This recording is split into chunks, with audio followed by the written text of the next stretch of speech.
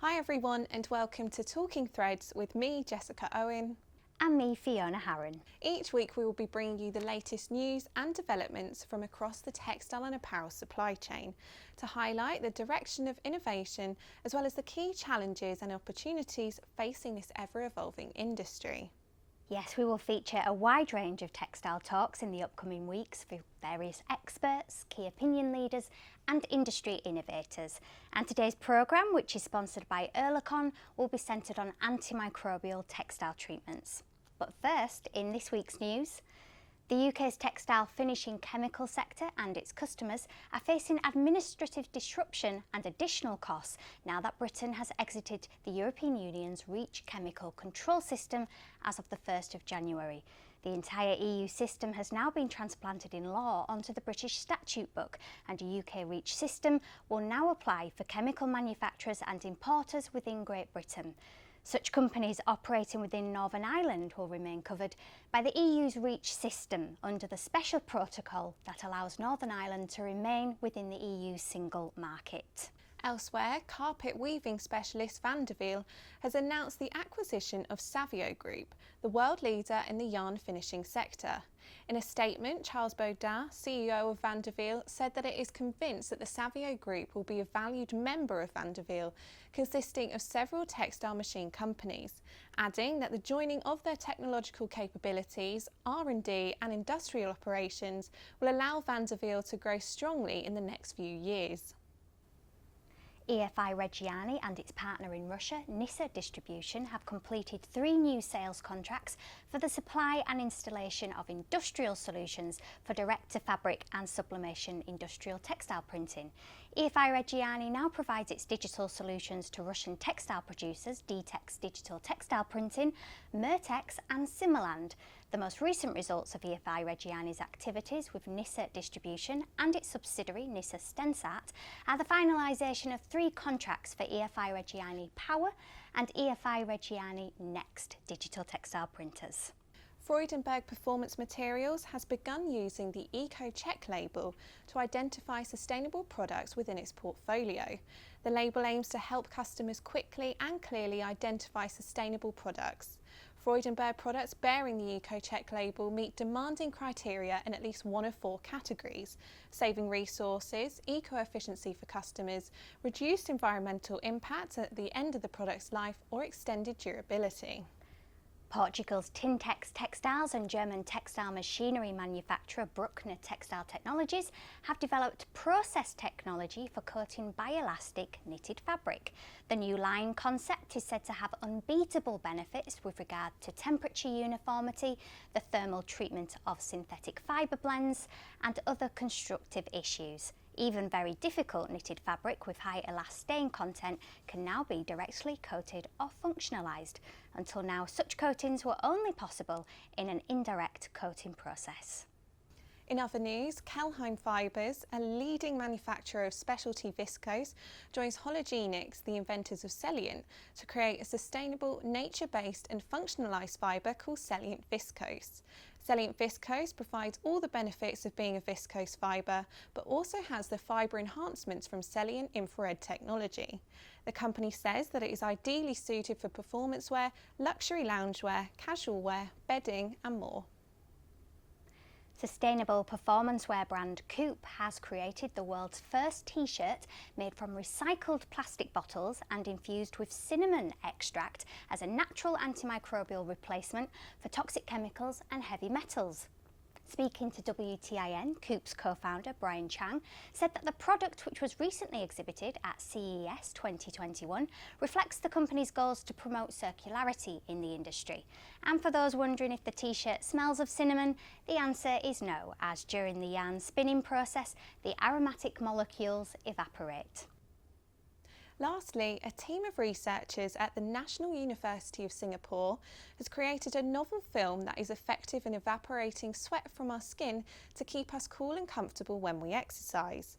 The team has successfully demonstrated the application of the moisture absorption film for underarm pads, shoe linings and shoe insoles, and has also found that the moisture harvested from human sweat can be used to power wearable electronic devices such as watches and fitness trackers. Now on to today's programme, where we are focusing on antimicrobial textile treatments, a market sector that has soared over the past year as industry and consumers look for advanced protection amid the COVID-19 pandemic. Yes, I actually read a report by Market Research Engine recently, and the group reckons that the global antimicrobial market will be worth around $12.3 billion by 2025. It's unsurprising though, considering our increased awareness for hygiene and health. I mean, we've seen a stream of companies entering the market, such as NordShield, who we'll be speaking to later on, and even existing companies are rolling out new products. Take the Swedish company Polygiene, for example. Yes, another company is Swiss textile innovator HeiQ, who in March last year launched HeiQ Viroblock onto the market, an antiviral textile treatment combining vesicle and silver technologies that's tested 99.99% effective against COVID-19. Since then, a number of companies have incorporated Viroblock into their own product lines, and it also earned HeiQ the Swiss Technology Award. I recently caught up with HeiQ CEO Carlo Centonze. So hi Carlo, welcome to Talking Threads. Since launching HeiQ Viroblock onto the market in March last year, it's been incredible to see how successful the technology has been, not only in its effectiveness against COVID-19, but in the partnerships you've made, obtaining the bio-based certification, and of course winning the Swiss Technology Award. How does it feel to have reached these milestones in such a short space of time? Exhausting. It has been a race. The entire 2021 was an extreme challenge for the entire HeiQ team. We had a technology that we could deploy very quickly, that could help and make a difference. So we really put everybody's effort and energies on it, and it's a brilliant performance of all HeiQians that we have been able to achieve so much in so little time. And initially, I know the key priority was to roll out Viroblock to the medical industry. Since then, we've seen it extended to the wider industry and general public through casual wear, furnishing fabrics, for instance. Can you provide an update on your ongoing partnerships and any further applications you have in the pipeline?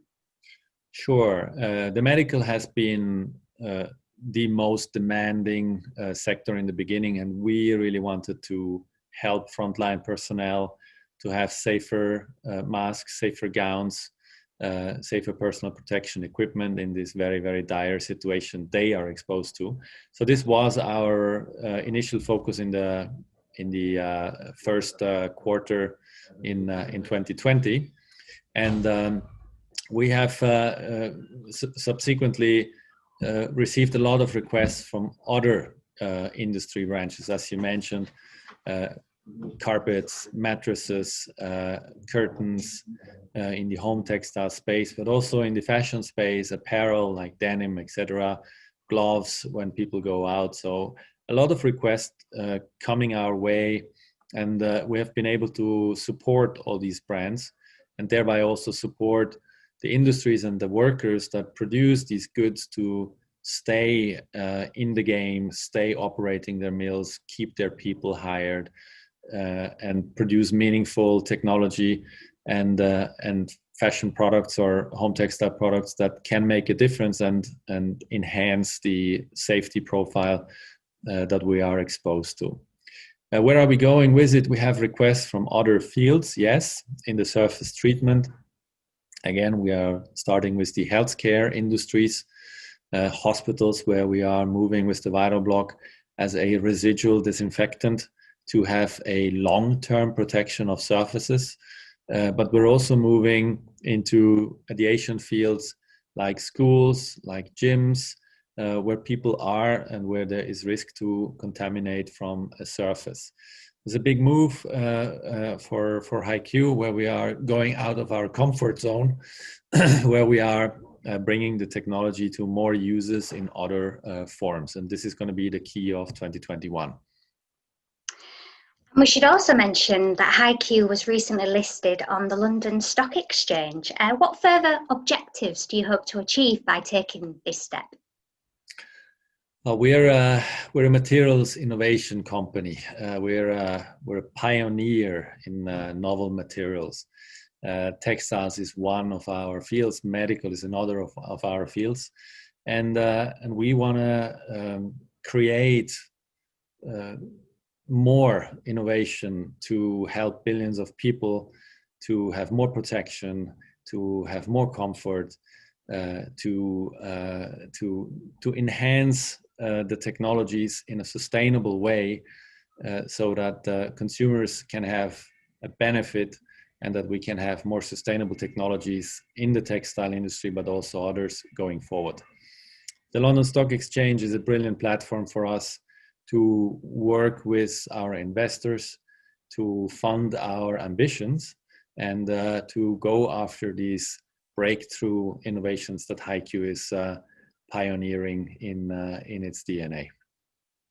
And finally, in terms of further innovations, I understand that HeiQ is targeting graphene for industrial filtration. Can you tell us more about this?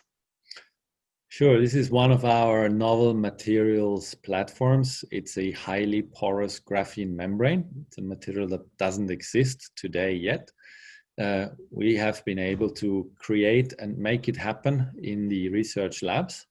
And it's a super fine membrane with a very high filtration capacity.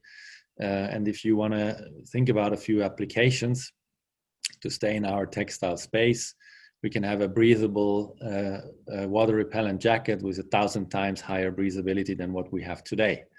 But if we move to other industries and we move into clean water desalination plants, then we can tenfold the yield of a desalination plant and make clean water available at a very low cost point for everybody in the entire world. Or if you move it into the industry of batteries, then we can make the charge of a battery for an electric car last twice as much than we have today. So this is all breakthrough applications of our Graphenix technology, which HeiQ is at the moment starting to scale up from the lab to pilot plant.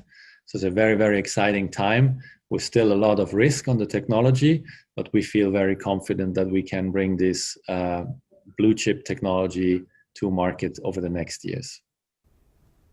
Well, that's interesting to hear that the group is now expanding into industrial filtration. I love how textiles have so many applications, and that some of them are being used to solve some of the biggest challenges and threats impacting our health and the environment. The textile industry gets a lot of negative press, mainly regarding how unsustainable it is, and rightly so in many cases, but it's always good to learn about how textiles can also have a positive impact. Definitely, and with the pandemic prompting this increased consumer health consciousness, we're likely to see a lot more material innovation in the antiviral and sustainable textile fields. It's time for a short video now from this week's show sponsors, Oerlikon, and after that we'll be talking to Kristoffer Ekman, the CEO at NordShield.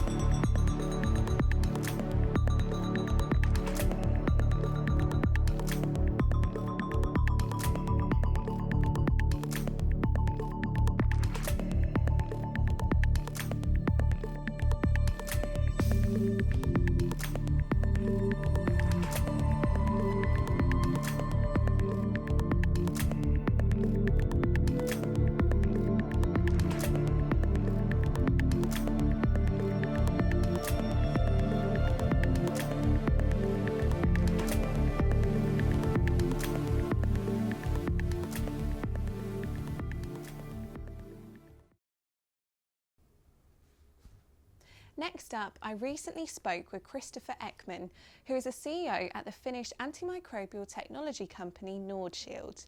Founded in 2016 by Ekman along with polymer chemist Kari Holopainen, the company specialises in producing natural-based antimicrobial treatments for surfaces, wound care and cosmetics.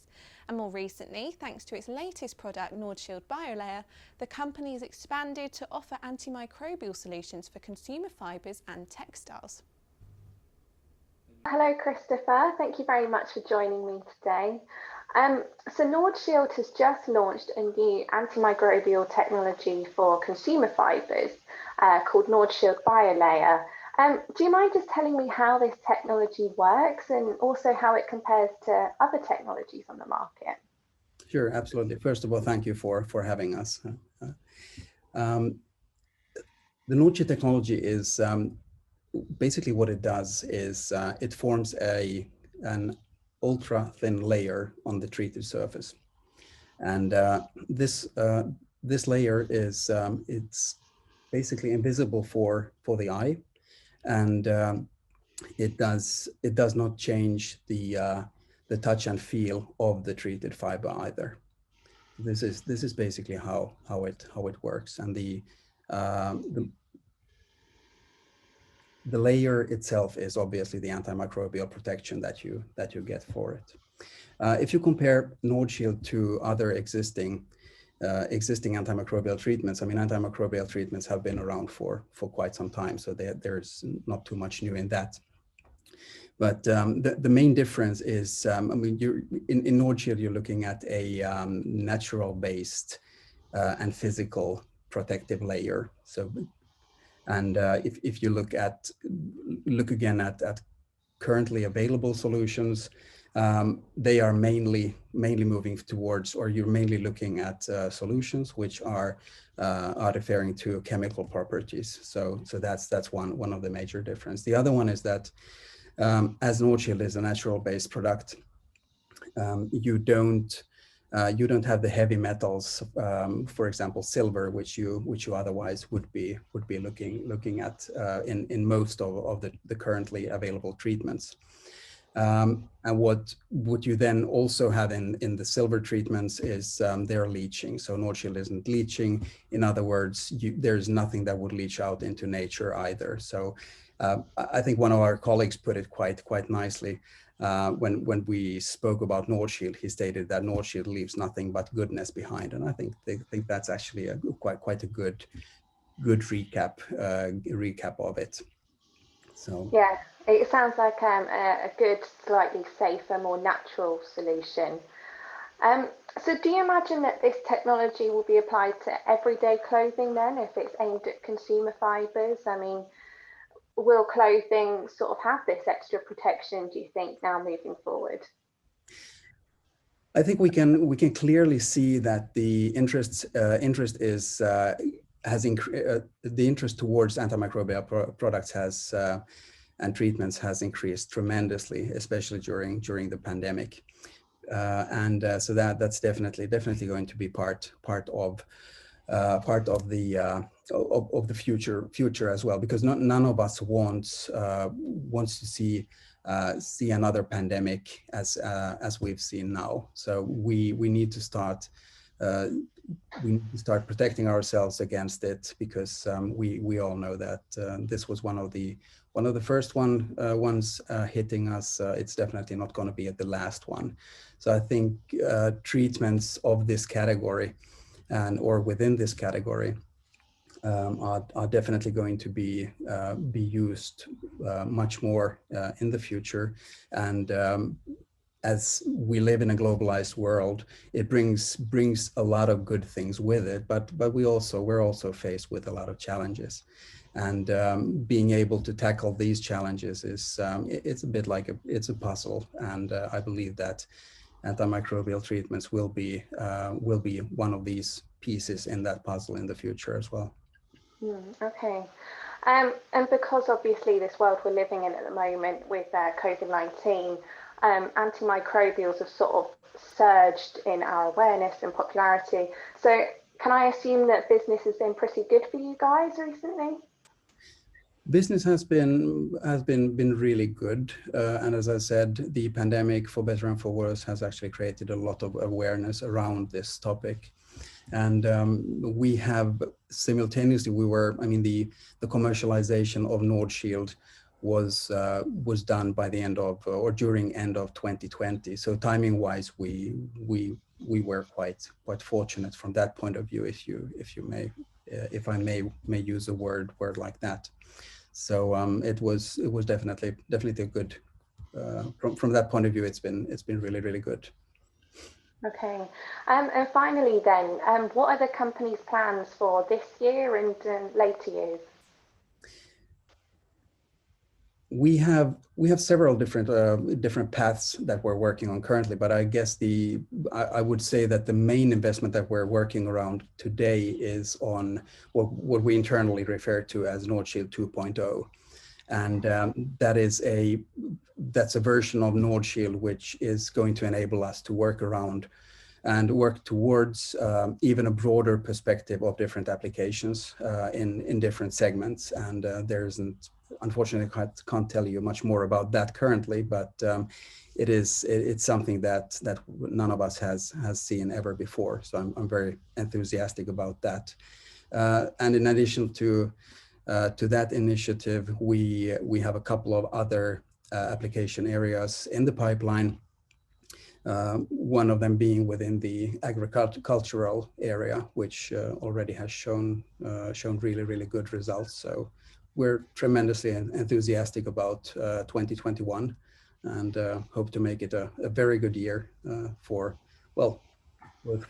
us and everybody else who can utilize the NordShield technology. I really enjoyed that chat with Kristoffer. I think it's interesting how they've managed to come up with a solution that is more natural, as most other developments that I've come across do usually involve either silver or copper, for example.